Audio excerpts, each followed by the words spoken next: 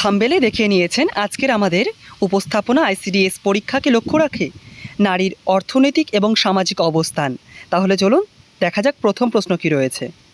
প্রথমে আমরা দেখে নেব বিষয়বস্তুটি। বিষয়বস্তুটি হচ্ছে সংবিধানে নারীর অধিকার। এই টপিকের ওপরে কী কী কোশ্চিন হতে পারে সেগুলি আমরা এবার একে একে দেখব। প্রথম প্রশ্নটি রয়েছে, আইনের দৃষ্টিতে নারী ও পুরুষসহ সকল নাগরিক সমান ভারতীয় সংবিধানের কোন অনুচ্ছেদে এই অধিকার স্বীকৃতি হয়েছে? এটি হচ্ছে অপশন বি, অনুচ্ছেদ 14 অর্থাৎ ধারা 14তে এটি উল্লেখ করা রয়েছে যে আইনের চোখে সকলেই সমান। তারপরে দ্বিতীয় নম্বর কোশ্চেনটি রয়েছে, ধর্ম, বর্ণ, জাতি, লিঙ্গ বা জন্মস্থানের ভিত্তিতে বৈষম্য নিষিদ্ধ করা হয়েছে কোন অনুচ্ছেদে? এটির উত্তর হবে অপশন এ, অনুচ্ছেদ 15 বা ধারা 15তে।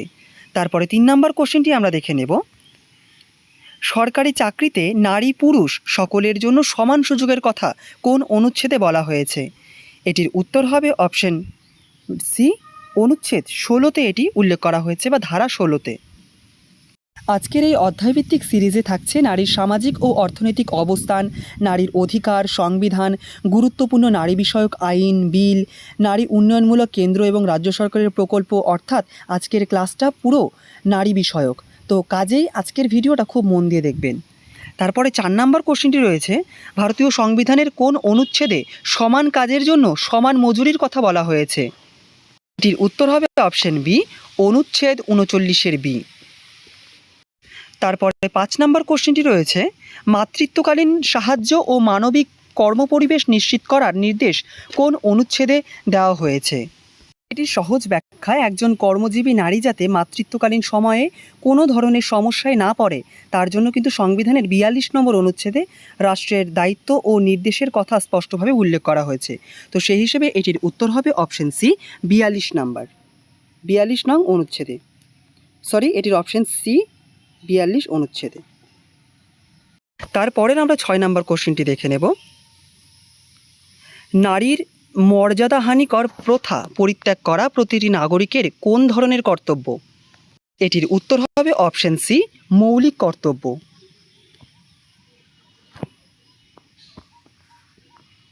7 নম্বর কোশ্চেনটি রয়েছে, নারীর মর্যাদার পরিপন্থী প্রথা ত্যাগ করার কথা ভারতীয় সংবিধানের কোন অনুচ্ছেদে বলা হয়েছে? এটির উত্তর হবে অপশন এ, অনুচ্ছেদ 51-এর ইতে এই কথাটি বলা রয়েছে। আপনারা যদি প্রতিটি কোশ্চেনের ব্যাখ্যা চান অবশ্যই কমেন্টে জানাবেন। আমি আপাতত শুধু কোশ্চেনের সঙ্গে উত্তরটিকেই আলোচনা করে যাচ্ছি। তারপরের 8 নম্বর কোশ্চেনটি রয়েছে, জীবন ও ব্যক্তি স্বাধীনতার অধিকার কোন অনুচ্ছেদে রয়েছে? জীবন ও ব্যক্তি স্বাধীনতার অধিকার কোন অনুচ্ছেদে রয়েছে? এটির উত্তর হবে অপশন সি, অনুচ্ছেদ 21-এ রয়েছে। তারপরে 9 নম্বর কোশ্চেনটি রয়েছে, নারী ও শিশুদের জন্য বিশেষ ব্যবস্থা গ্রহণের ক্ষমতা সরকারকে কোন অনুচ্ছেদ প্রদান করেছে? অর্থাৎ নারী এবং শিশুদের জন্য বিশেষ ব্যবস্থা করতে পারে সরকার, এই কথাটি উল্লেখ রয়েছে কোন অনুচ্ছেদে? এটির উল্লেখ রয়েছে অপশন বি, অনুচ্ছেদ 15-র 3-এ, অর্থাৎ অনুচ্ছেদ নাম্বার 15 সাবসেকশন 3-তে। তারপরে 10 নম্বর কোশ্চেনটি রয়েছে, নিম্নের কোনটি রাষ্ট্র পরিচালনার নির্দেশনামূলক নীতির অন্তর্গত? কোনটি? এখানে যে অনুচ্ছেদগুলি দেওয়া রয়েছে তার মধ্যে কোনটি রাষ্ট্র পরিচালনার নির্দেশকমূলক নীতি বা ডিপিএসপি? এটির উত্তর হবে অপশন সি, অনুচ্ছেদ 39 ডিপিএসপির অন্তর্গত। আর বাদবাকিগুলো রয়েছে, যে ধারাগুলি রয়েছে সেগুলি প্রত্যেকটি মৌলিক অধিকারের মধ্যে পড়ে। এই প্রত্যেকটি প্রশ্ন অবশ্যই বিষয় উপযোগী, সেই কারণে আপনারা প্রত্যেকটি প্রশ্নকে খুব মনোযোগ সহকারে দেখবেন। এখানে আমি কী কী কোশ্চেন হতে পারে প্রায় সমস্ত কিছুকে অ্যাড করেছি। 11 নম্বর কোশ্চেনটি রয়েছে, ভারতীয় সংবিধানের কোন অনুচ্ছেদে নারী ও পুরুষের সমান জীবিকার অধিকার নিশ্চিত করার কথা বলা হয়েছে? এই কোশ্চেনটা আমরা একটু আগেই করলাম, যদিও সেটা মৌলিক অধিকারের দৃষ্টিকোণ থেকে ছিল। এইখানে যে অপশানগুলি রয়েছে তার মধ্যে এটির উত্তর হবে অপশন এ, অনুচ্ছেদ 39-এর এতে রয়েছে। এটি রাষ্ট্র পরিচালনার নির্দেশকমূলক নীতির একটি নীতি। তারপরে 11 নম্বর কোশ্চেন, এবার 12 নম্বর কোশ্চেনটি রয়েছে, শিশু ও নারীর স্বাস্থ্য ও শক্তির অপব্যবহার রোধের কথা কোন অনুচ্ছেদে বলা হয়েছে? শিশু ও নারীর স্বাস্থ্য ও শক্তি অপব্যবহারের রোধের কথা বলা হয়েছে অনুচ্ছেদ অপশন বি, 39-এর ইতে। তারপরে 13 নম্বর কোশ্চেনটি রয়েছে, অর্থনৈতিক প্রয়োজনের কারণে শিশুদের অনুপযুক্ত কাজে নিযুক্ত না করার নির্দেশ কোন অনুচ্ছেদে রয়েছে?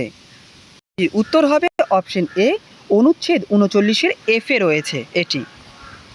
প্রশ্নগুলো হয়তো অনেকের কাছে কঠিন লাগতে পারে, কিন্তু আমি মনে করছি আপনি যদি এই ভিডিওটাকে পুরো দেখেন তাহলে এর সামগ্রিক ধারণা আপনার জন্ম হয়ে যাবে। তো আপনি ভিডিওটা পুরোপুরি দেখুন। তারপরে 14 নম্বর কোশ্চেনটি রয়েছে, নারীদের জন্য বিশেষ বিধান প্রণয়নের ক্ষমতা সরকারকে কোন অনুচ্ছেদ প্রদান করেছে? উত্তর হবে অপশন বি, 15-3-এ রয়েছে। তারপরে 15 নম্বর কোশ্চেনটি রয়েছে, সমান কাজের জন্য সমান মজুরি এই নীতি সংবিধানের কোন অংশে অন্তর্ভুক্ত রয়েছে?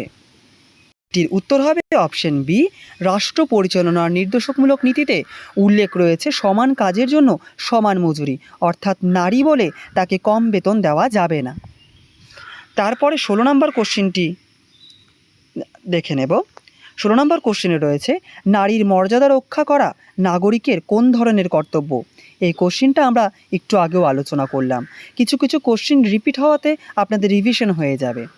16 নম্বরের উত্তর হবে সি, মৌলিক কর্তব্য। নারীর অধিকার বা নারীর মর্যাদা রক্ষা করা প্রত্যেকটি নাগরিকের কর্তব্য, মৌলিক কর্তব্য। তারপরে 17 নম্বর কোশ্চেনটি রয়েছে, ভারতীয় সংবিধানের কোন অনুচ্ছেদে জীবন এবং ব্যক্তি স্বাধীনতার অধিকার স্বীকৃত হয়েছে? অবশ্যই 17 নম্বর দিয়ে আপনারা এটাকে কমেন্টে জানাবেন। ঠিক আছে, আশা করছি আপনি কমেন্টে জানাবেন। 17 নম্বর কোশ্চেন, এটা আমরা একটু আগে করলাম। তারপরে 18 নম্বর কোশ্চেনটি রয়েছে, নিচের কোনটি নারীর সাংবিধানিক সুরক্ষার সঙ্গে সম্পর্কিত নয়? এটির উত্তর হবে অপশন ডি, নারীর সাংবিধানিক সুরক্ষার সঙ্গে সম্পর্কিত নয়, অপশন ডি 368 নম্বর ধারা। অন্যদিকে অনুচ্ছেদ এ, বি এবং সি এই প্রত্যেকটি নারী সাংবিধানিক সুরক্ষার সঙ্গে সম্পর্কিত। এবার 19 নম্বর কোশ্চেনটি আমরা দেখব যে ভারতীয় সংবিধানের কোন অনুচ্ছেদে কর্মক্ষেত্রে মানবিক পরিবেশ এবং মাতৃত্বকালীন সহায়তার কথা বলা হয়েছে? এই কোশ্চেনটিকে আমি রিপিট করেছি এই কারণেই যেন এখানেই আপনাদের রিভিশনটা হয়ে যায়। এটির উত্তর হবে অপশন এ, 42 নম্বর অনুচ্ছেদে ভারতীয় সংবিধানে মহিলাদের জন্য মানবিক পরিবেশ এবং মাতৃত্বকালীন সহায়তার কথা বলা হয়েছে। তারপরের 20 নম্বর কোশ্চেনটি রয়েছে, নারী এবং শিশু কল্যাণ বিষয় আইন প্রণয়নের সাংবিধানিক ভিত্তি কোনটি? অর্থাৎ নারী এবং শিশুর কল্যাণ হবে এমন বিষয়ে আইন প্রণয়নের বিধান রয়েছে সংবিধানের অপশন এতে, অনুচ্ছেদ 15-3। আজকের ভিডিওটাকে আপনার একটি ছোট্ট ম্যারাথনের মতো মনে করে চলুন। এবার যে বিষয় থেকে আমরা কোশ্চেন আলোচনা করব সেটি হচ্ছে নারী সম্পর্কিত গুরুত্বপূর্ণ আইন। খুব খুব ইম্পর্টেন্ট। যারা এখনও পর্যন্ত ভিডিওতে আছেন তারা সত্যিই লাভবান হচ্ছেন বা হবেন। দেখুন এখানে আমি কি কি টপিককে অ্যাড করেছি, ঠিক আছে, যেটা একদম পরীক্ষামুখী, পরীক্ষায় আসলে এগুলো থেকেই কোশ্চেন আসবে আশা করি। ঠিক আছে, প্রথম নাম্বার কোশ্চেনটা দেখে নাও, গার্হস্থ্য হিংসা থেকে নারীদের সুরক্ষা প্রদানকারী আইনটি কি? অর্থাৎ এই কোশ্চেনটির উত্তর তোমরা আগে অপশানগুলোকে দেখো, এই প্রত্যেকটা অপশান নিয়ে এবার নানা ধরনের প্রশ্ন থাকবে। তো এটির উত্তর হবে option B, protection of women from domestic violence act 2005। আপনারা এই সালটাকেও মনে রাখবেন যে এই আইনটি কত সালে এসেছিল। এই আইনের আসল উদ্দেশ্যই হলো বাড়ি একজন নারীর সবচেয়ে নিরাপদ আশ্রয় হওয়া উচিত, ভয়ের জায়গা নয়। তাই এই আইন প্রতিটি নারীকে সম্মান এবং নিরাপত্তার সঙ্গে বেঁচে থাকার অধিকার দেয়। তারপরের কোশ্চেনটি দেখে নাও, তারপরের কোশ্চেনটিও খুব মারাত্মক একটি প্রাসঙ্গিক কোশ্চেন, সেটি ভারতের যৌতুক প্রথা রোধের জন্য কোন আইন প্রণয়ন করা হয়েছে? এটির অপশনগুলোকে তোমরা একটু নিজে থেকে দেওয়ার চেষ্টা করো। যৌন প্রথা যে একটি দণ্ডনীয় অপরাধ সেটা এই আইনে উল্লেখ করা রয়েছে। এটির উত্তর হবে option C, dowry prohibition act. 1961 সালে এই আইনটি এসেছে। আপনারা কিন্তু অবশ্যই মাথায় রাখবেন আইনটি কত সালে এসেছে। এই আইনে বলা হয়েছে একটা মেয়ের মূল্য কখনো টাকা বা গাড়ি দিয়ে মাপা যায় না। পণ শুধু একটি অপরাধ নয়, এটি একটি পরিবারের স্বপ্ন ভেঙে দেয়।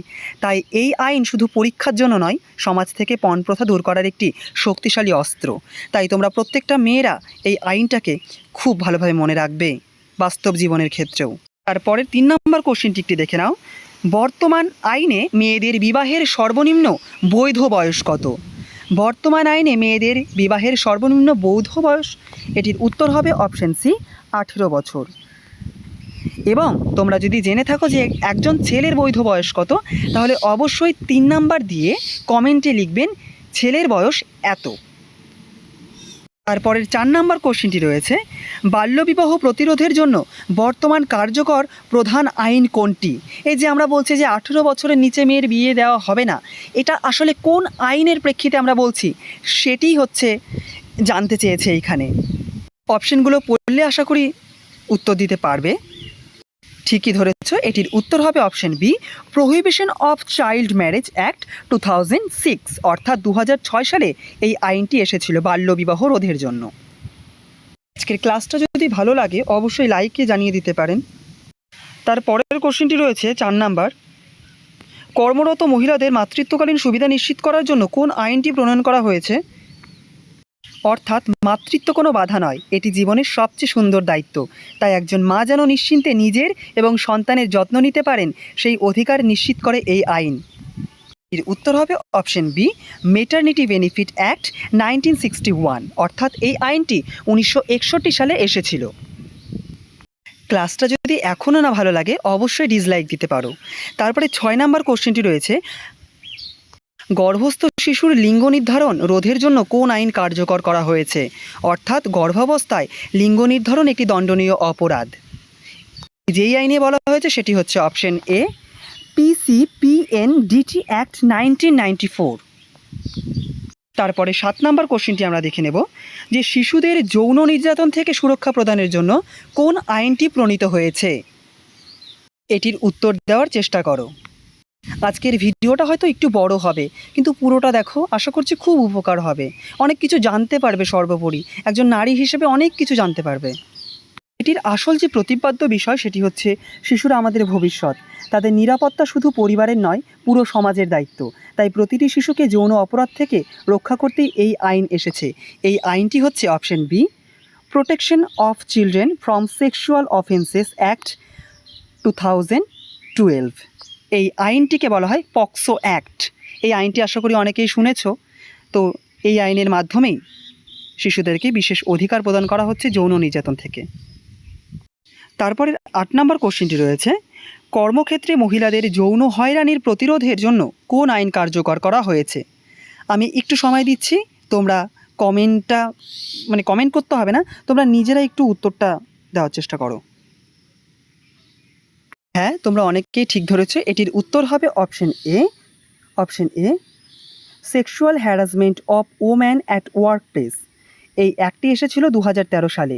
তোমরা যদি কোনো প্রশ্নের উত্তর নাও জানো, সেক্ষেত্রে তোমরা না একটু কমেন্টগুলো পড়বে, তাহলে দেখবে তুমি ঠিক পারবে, কারণ প্রশ্নের সঙ্গে অনেক সময় উত্তরের মিল থাকেই বেশিরভাগটা সময়ই। তো একটু চেষ্টা করবে, পারবে। তারপরে 9 নাম্বার কোশ্চেনটি আমরা দেখে নেব, যে নারী ও পুরুষের সমান মজুরি নিশ্চিত করার জন্য কোন আইনটি প্রণীত হয়েছে? আমরা এর আগে এই সম্পর্কিত ধারা দেখে আসলাম, এবার আমরা দেখব কোন আইনে। চেষ্টা করো, আবার একটু এলিমিনেট করার চেষ্টা করো, পারবে। হ্যাঁ, এটির উত্তর হবে অপশন এ, ইকুয়াল রিমুনারেশন অ্যাক্ট 1976। ঠিক আছে।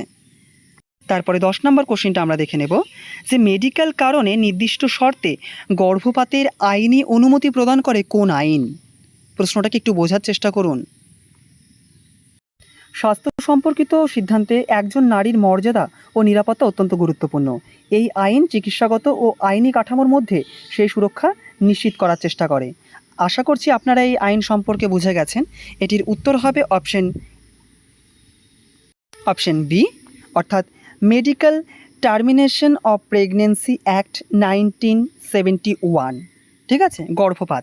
তো তোমরা যদি কেউ জানো যে ভারতবর্ষে গর্ভপাতের একটা তো সময় থাকে, তো সেই নির্দিষ্ট সময় কত সময়, হ্যাঁ, নির্দিষ্ট টাইমটা বলতে হবে যে কত সময় ধরে গর্ভপাতকে বৈধ বলা হয়, তারপর থেকে আর সেটাকে করা যায় না। তোমরা যদি জানো অবশ্যই কমেন্ট করতে পারো, 10 নাম্বার দিয়ে কমেন্টে জানাবে, হ্যাঁ, নাহলে আমি বুঝতে পারবো না। আমি এর আগেও এরকম টপিক ওয়াইজ আমি ভিডিও এনেছি, তোমরা চাইলে সেগুলো দেখতে পারো যদি প্রয়োজন হয়, না হলে দেখার দরকার নেই। তারপরের কোশ্চেনটা আমরা দেখব। এবার দেখো, রিভিশন প্রোটেকশনটা কেন হবে না? দেখো কোশ্চিনটা দেখো, বুঝতে পারবে যে protection of woman from domestic violence act কত সালে কার্যকর করা হয়েছে? এটির উত্তর বি 2005 সালে। আমি বলেছিলাম প্রত্যেকটা অ্যাক্টের পাশে সালটা আছে, সেই সালটাকেও পড়তে হবে। ঠিক আছে, এইভাবেও আসতে পারে কোশ্চিন। তারপরে রয়েছে ডাউরি প্রোহিবিশন অ্যাক্ট কত সালে প্রণীত হয়? আমি এর ব্যাখ্যাগুলো খানিকটা একটু আগে দিয়ে আসলাম। তো এটির উত্তর হবে অপশন বি 1961 সালে। তারপরে 13 নম্বর কোশ্চিন রয়েছে পক্সো অ্যাক্ট কত সালে প্রণীত হয়? পক্সো অ্যাক্ট প্রণীত হয় অপশন সি 2012 সালে। এই প্রত্যেকটা অ্যাক্ট সম্পর্কে আমি এর আগে বলে এসেছি, যদি ভালো করে না শোনেন আবার গিয়ে একবার দেখে নেবেন। এই আইনটি আমরা একটু আগে দেখে আসলাম।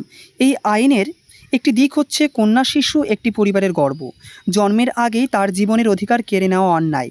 তাই এই আইন প্রতিটি অনাগত শিশুর জীবনকে সুরক্ষা দেয়, মানে যারা এখনও আগত হয়নি।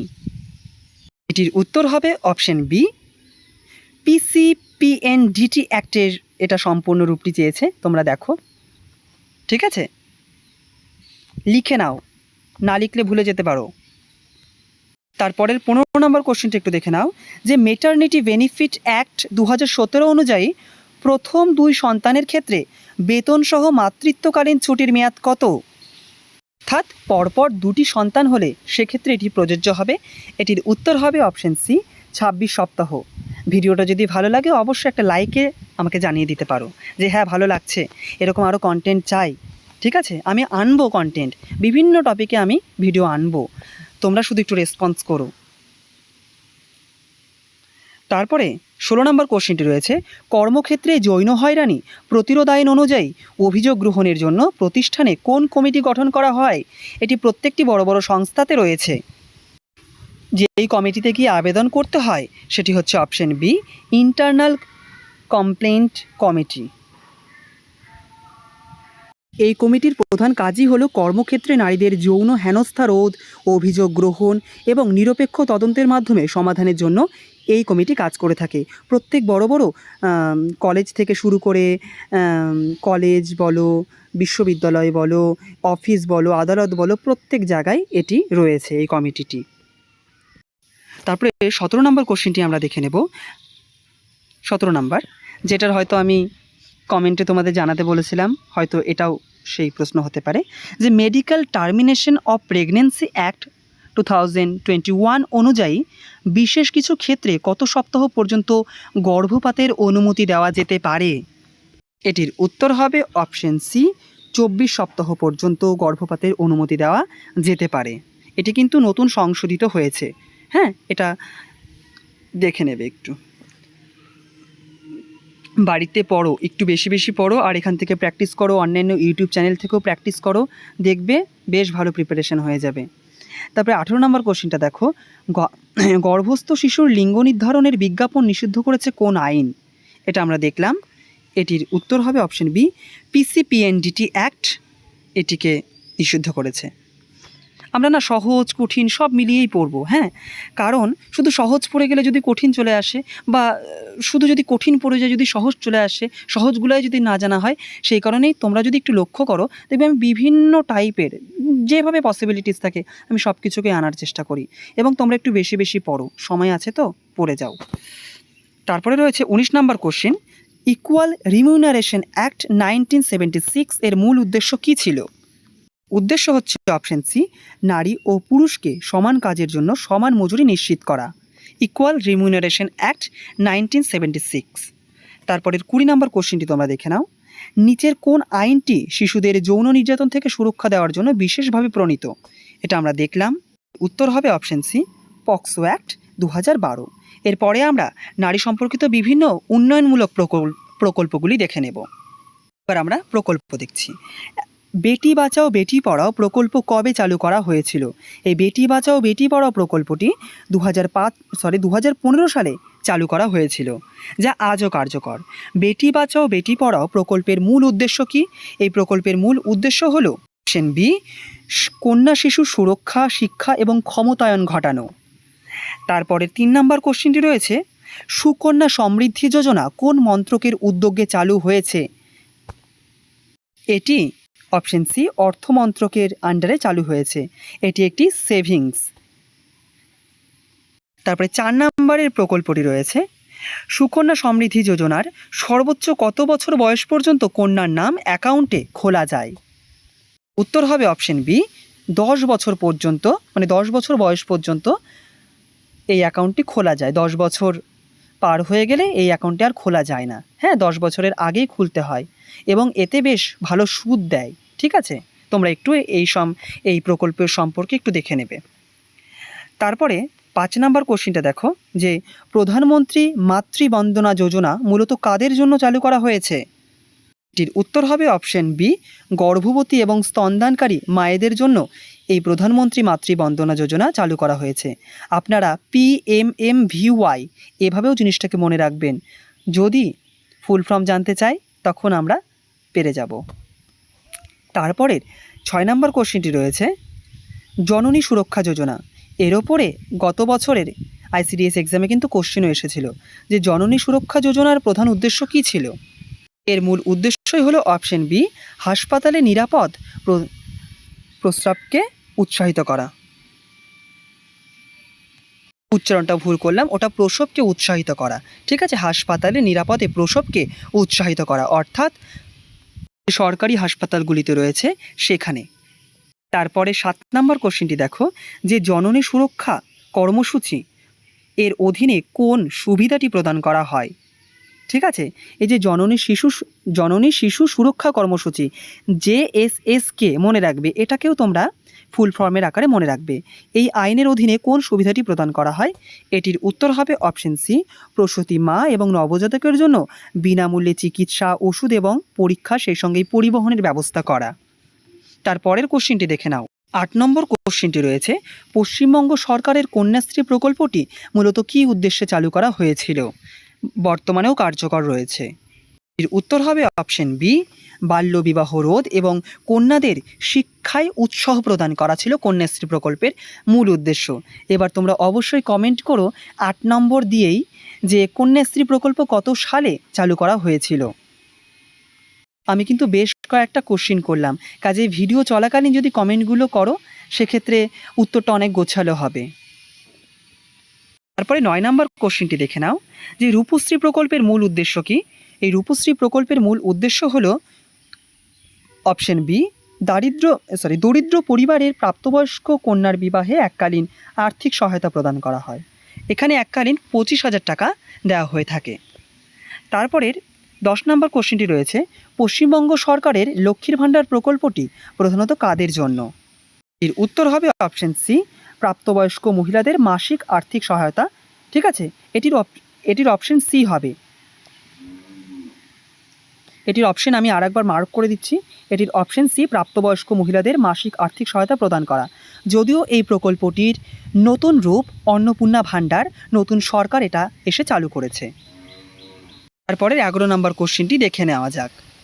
11 নম্বর কোশ্চেনটি রয়েছে, প্রধানমন্ত্রী মাতৃবন্দনা যোজনা কোন মন্ত্রকের অধীনে পরিচালিত হয়? এটি হবে অপশন বি, মহিলা এবং শিশু উন্নয়ন মন্ত্রকের অধীনে পরিচালিত হয়। তারপরের 12 নম্বর কোশ্চেনটি দেখে নাও, পোষণ অভিযান এর প্রধান উদ্দেশ্য কী ছিল? এটির উত্তর হবে অপশন বি, অপুষ্টি, খর্বাকৃতি এবং রক্তাল্পতাকে হ্রাস করাই ছিল এই পোষণ অভিযানের মূল উদ্দেশ্য, যেটি 2018 সালে চালু করা হয়েছিল। তারপরে 13 নম্বর কোশ্চেনটি রয়েছে, তারপরের কোশ্চেনটি রয়েছে যে পোষণ অভিযান কত সালে চালু করা হয়েছিল? তো উত্তর তো বলেই দিলাম, এটির উত্তর হবে 2018 সালে এই পোষণ অভিযানটি চালু করা হয়েছিল। তারপরে 14 নম্বর কোশ্চেনটি রয়েছে, মিশন শক্তি প্রকল্পের মূল লক্ষ্য কী ছিল? মিশন শক্তি প্রকল্পের মূল লক্ষ্য ছিল অপশন এ হবে এটির উত্তর, নারী নিরাপত্তা এবং নারী ক্ষমতায়ন মিশন শক্তির মূল উদ্দেশ্য। ভিডিওটা যদি খুব বড় মনে হয়ে যায় তাহলে অবশ্যই স্পিড বাড়িয়ে দেখো, কিন্তু দেখো, হ্যাঁ অবশ্যই দেখো, কেননা এটা আর 5টা সাধারণ টপিকের মতো না। এটার জন্য একটু আলাদা স্টাডি করতে হবে, আলাদা একটু রিসার্চ করতে হয়, হ্যাঁ খুঁজতে হয় জিনিসগুলোকে, যে কোন কোন জিনিস আসতে পারে, বিভিন্ন প্রকল্প ঘাটতে হয়। তো ভিডিওটা দেখো, এই পরিশ্রমগুলি তোমাকে করতে না হয়, তুমি ভিডিওটা কন্টিনিউ করো। তারপরে 15 নম্বর কোশ্চেন রয়েছে, পশ্চিমবঙ্গে কন্যাশ্রী প্রকল্প আন্তর্জাতিক কোন পুরস্কার লাভ করেছিল? অর্থাৎ কন্যাশ্রী প্রকল্পকে কোন ইন্টারন্যাশনাল প্রাইজটি দেওয়া হয়েছিল? উত্তর হবে C, United Nation Public Service Award, এই পুরস্কারটি দেওয়া হয়েছিল। তারপরের 16 নম্বর কোশ্চেনটি রয়েছে আইসিডিএসের মাধ্যমে গর্ভবতী এবং স্তনদানকারী মায়েদের কোন পরিষেবাটি প্রদান করা হয়? এটির উত্তর হবে অপশন বি, সম্পূরক পুষ্টি। আমরা এর আগেও এই কোশ্চেনটা নিয়ে আলোচনা করেছিলাম। তারপরের 17 নম্বর কোশ্চেনটি রয়েছে প্রধানমন্ত্রী মাতৃবন্দনা যোজনার প্রধান উদ্দেশ্য কী? এটার উত্তর আশা করি তোমরা নিজেরাই দিতে পারবে। আমি আবারও বলছি, ভিডিও চলাকালীন কমেন্ট করবে, তাহলে একটা মনে হবে যে সরাসরি তুমি আমার সঙ্গে ক্লাস করছো। ঠিক আছে, আমি যে কোশ্চেনগুলো করছি তুমি সরাসরি সেইগুলোকে কমেন্টে উত্তর দেবে। তো এটার উত্তরও দিয়ে দাও, এটার আমি উত্তর জানাচ্ছি না। তারপরে 18 নম্বর কোশ্চেনটি রয়েছে সবলা প্রকল্পটি মূলত কাদের জন্য চালু করা হয়েছিল? এই সবলা প্রকল্পটি মূলত চালু করা হয়েছিল কিশোরীদের পুষ্টি, অপশন বি। এটির উত্তর হবে অপশন বি, কিশোরীদের পুষ্টি, স্বাস্থ্য এবং দক্ষতা উন্নয়নের জন্য। পরের প্রশ্নটা দেখে নেওয়া যাক। 19 নম্বর কোশ্চেনটি দেখো, আইসিডিএসের অধীনে শিশু ও মায়েদের স্বাস্থ্য পরীক্ষা সাধারণত কোথায় করা হয়? উত্তর হবে অপশন বি, অঙ্গনওয়াড়ি কেন্দ্র এবং স্বাস্থ্য কেন্দ্রে। ঠিক আছে, এটির অপশন বি। আমি এটাকে কাটছি যেন স্পষ্ট হয় লেখাটা। হ্যাঁ, অপশন বি, স্বাস্থ্য কেন্দ্রে। তারপরে 20 নম্বর কোশ্চেনটি একটু দেখে নাও যে পুষ্টি অভিযানের অন্যতম লক্ষ্য কোনটি? এটির উত্তর হবে অপশন বি, অপুষ্টিমুক্ত ভারত গড়ে তোলাই হচ্ছে এই পোষণ অভিযানের মূল উদ্দেশ্য ছিল, যা 2018 সালে চালু করা হয়। আমি বারবার করে বলার একটাই কারণ, যেন সেটা তোমার মাথায় স্থায়ী হয়ে যায়। পরের প্রশ্নটা দেখে নেওয়া যাক। তারপরের কোশ্চেনটি রয়েছে হু এর মতে স্বাস্থ্য বলতে কী বোঝায়? হু এর মতে স্বাস্থ্য বলতে বোঝায় শুধু সামাজিক বা শারীরিক সুস্থতা নয়, মানসিক সুস্থতাও ইম্পর্টেন্ট। কাজেই 3টি শর্তকেই পূরণ করলে তবেই সেটি স্বাস্থ্যের সংজ্ঞা হবে। তারপরের 2 নম্বর কোশ্চেনটি রয়েছে নারীদের মধ্যে সবথেকে বেশি দেখা যায় এমন পুষ্টিজনিত সমস্যা কোনটি? এমন পুষ্টিজনিত সমস্যা হচ্ছে, এটির উত্তর হবে অপশন বি, রক্তাল্পতা বা অ্যানিমিয়া। তারপরে 3 নম্বর কোশ্চেনটি রয়েছে অ্যানিমিয়া প্রধানত কোন খনিজের অভাবে ঘটে থাকে? এটির উত্তর আমরা এর আগেও করেছি অন্যান্য ভিডিওতে। এটির উত্তর হবে লোহা বা আয়রনের অভাবে এই রোগটি হয়ে থাকে। তারপরে 4 নম্বর কোশ্চেনটি রয়েছে গর্ভবতী মহিলাদের আয়রন ফলিক অ্যাসিড ট্যাবলেট কেন দেওয়া হয়? এটির কারণই হচ্ছে অপশন বি, রক্তাল্পতা প্রতিরোধের জন্য এই আয়রন এবং ফলিক অ্যাসিডের ট্যাবলেটটি দেওয়া হয়ে থাকে। এখনো পর্যন্ত আমরা বেশ কয়েকটি কোশ্চেন করলাম। তারপরেও যদি ভিডিওটা না ভালো লাগে অবশ্যই লাইক করতে পারো, আর যদি অলরেডি লাইক করে থাকো, আমি একটু উল্টো বলে দিয়েছি, যদি ভিডিওটা ভালো না লাগে ডিসলাইক দাও, আর যদি ভিডিওটা ভালো লাগে লাইক দাও। আর যদি লাইক দিয়ে থাকো থ্যাঙ্কস তার জন্য। তারপরের 5 নম্বর কোশ্চেনটি রয়েছে বিএমআই এর পূর্ণরূপটি কী? এর উত্তরটি হবে option A, body mass index. আমি কিন্তু তোমাদের সঙ্গে খুব ক্যাজুয়ালি ইন্টারাক্ট করছি, ঠিক আছে? তারপরে দেখো 6 নাম্বারটা কী রয়েছে। 6 নম্বর কোশ্চেনটা দেখো তো, প্রাপ্তবয়স্ক ব্যক্তির বিএমআই কত হলে স্বাভাবিক ধরা হয়? উত্তর হবে অপশন বি, 18.5 থেকে 24.9 হলে সেটিকে স্বাভাবিক ধরা হয়। তারপরে 6 নম্বর কোশ্চেনটা দেখো, কিশোরী মেয়েদের মধ্যে রক্তাল্পতা প্রতিরোধে কোন কর্মসূচির অধীনে নিয়মিত আয়রন এবং ফলিক ট্যাবলেট দেওয়া হয়ে থাকে? আমরা জানি স্কুল, কলেজে বা অঙ্গনওয়াড়ি কেন্দ্রে, স্বাস্থ্যকেন্দ্রে মহিলাদের এমনকি কিশোর কিশোরী উভয়দেরকেই দেওয়া হয়ে থাকে।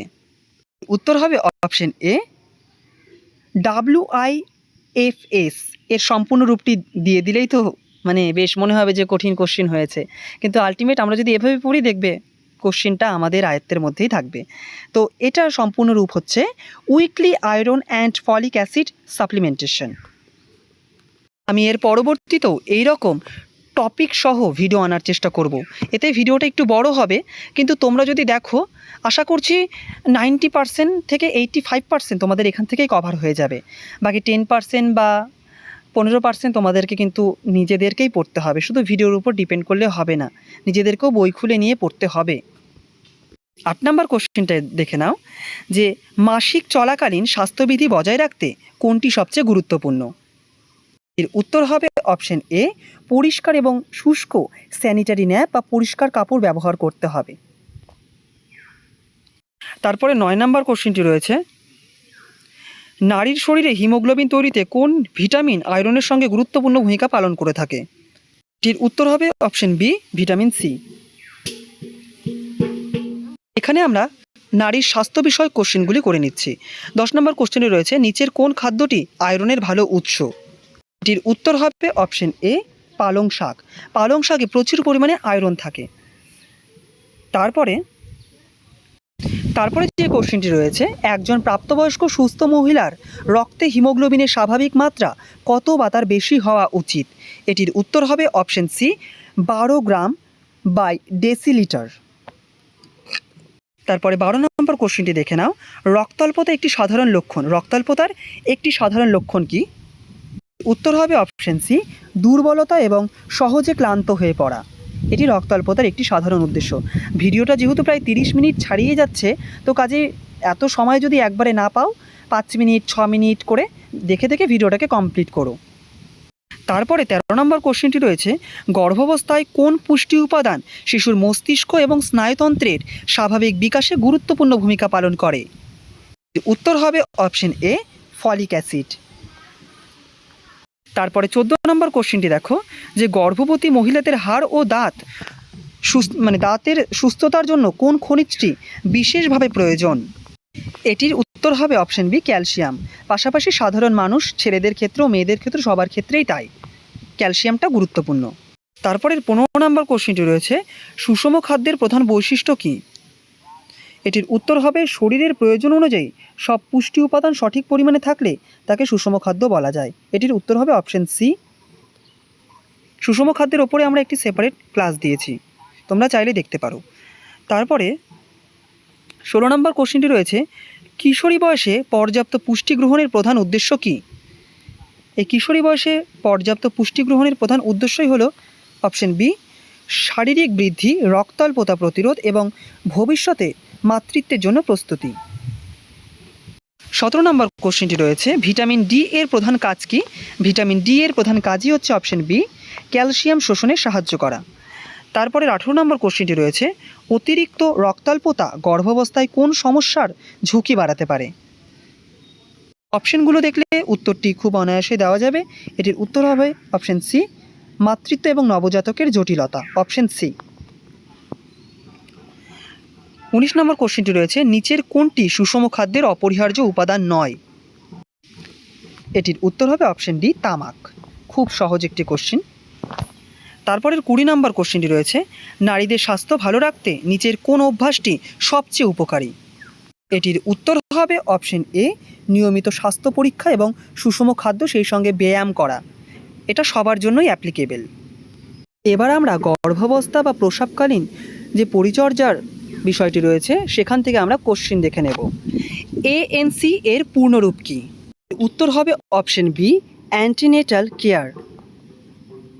আশা করছি তোমরা নোট করছো, ঠিক আছে? নোট করবে, কারণ ভিডিওতে একবার দেখে গেলে কিন্তু হবে না, তোমাদেরকে নোট করে পড়তে হবে, প্লাস ভিডিওটাকে রিভিশন করতে হবে। তারপরের কোশ্চেনটা দেখে নাও, যে 2 নম্বর কোশ্চেন, গর্ভবতী মায়ের প্রথম স্বাস্থ্য পরীক্ষা কখন করানো সবচেয়ে উপযুক্ত? এটির উত্তর হবে অপশন এ, গর্ভধারণের খবর জানার সঙ্গে সঙ্গেই, ঠিক আছে? তারপরের 3 নম্বর কোশ্চেনটি রয়েছে, স্বাভাবিক গর্ভধারণের মেয়াদ সাধারণত কত? স্বাভাবিক গর্ভধারণের মেয়াদ সাধারণত অপশন সি, 40 সপ্তাহ, ঠিক আছে? 40 সপ্তাহ। তারপরে 4 নম্বর কোশ্চেনটি দেখো, যে গর্ভাবস্থায় গর্ভে শিশুর আনুমানিক প্রসবের সম্ভাব্য তারিখকে কি বলা হয়? ডাক্তারেরা যে ডেট দিয়ে দেয় ডেলিভারির, সেই ডেটটাকে কি বলা হয়? এটির উত্তর হবে অপশন বি, ইডিডি। অর্থাৎ ইডিডির ফুল ফর্মটা আমাদের জানতে হবে। তো ইডিডির ফুল ফর্মটা দেখে নাও, অর্থাৎ এক্সপেক্টেড ডেট অফ ডেলিভারি, ঠিক আছে? ডেলিভারি যে এক্সপেক্টেড ডেট, সেটাকে ইডিডি বলা হয়। তারপরের 5 নম্বর কোশ্চেন রয়েছে, ইডিডি নির্ণয়ের ক্ষেত্রে কোন তারিখটি সবচেয়ে উপযুক্ত? এটি আপাতত তোমাদের লাগবে না। আজকের ভিডিওটা এখানেই আপাতত শেষ করছি। তবে একটি ছোট্ট কথা রয়েছে, আজকের ভিডিওটা করতে গিয়ে সত্যিই বলতে আমার একবারও মনে হয়নি যে আমি ক্যামেরার সামনে বসে আছি। বারবার মনে হচ্ছিল যেন তোমরা সবাই আমার সামনে বসে আছো আর আমি একটা লাইভ ক্লাস নিচ্ছি। তাই হয়তো কোথাও কোথাও খুব স্বাভাবিকভাবে একেবারে ক্লাসরুমের মতো কথা বলে ফেলেছি। যদি তোমাদেরও এমনটা মনে হয়ে থাকে অবশ্যই কমেন্টে জানাবে। তোমাদের প্রত্যেকটা কমেন্ট আমি পড়ি আর সেখান থেকে পরের ভিডিওগুলোর তৈরি করার একটা অনুপ্রেরণা পাই। আর পরের ক্লাসটা কিন্তু আরও অনেক অনেক গুরুত্বপূর্ণ, কারণ সেখানে আমরা ছদ্মনাম এবং উপাধি নিয়ে বিস্তারিত আলোচনা করব। আশা করছি সেই একটা ভিডিও দেখলেই তোমাদেরকে আর কোনো ভিডিও দেখার প্রয়োজন নেই। আমি এভাবেই শিওরিটি দিচ্ছি, তোমরা সেই ভিডিওটা দেখলেই কাজ হয়ে যাবে। তো ঠিক আছে, সুস্থ থাকবে, পড়াশোনা চালিয়ে যাও, এখনও সময় আছে, জিনিসটাকে গুছিয়ে নাও, সিলেবাসটাকে। ঠিক আছে, তো ধন্যবাদ এতক্ষণ দেখার জন্য।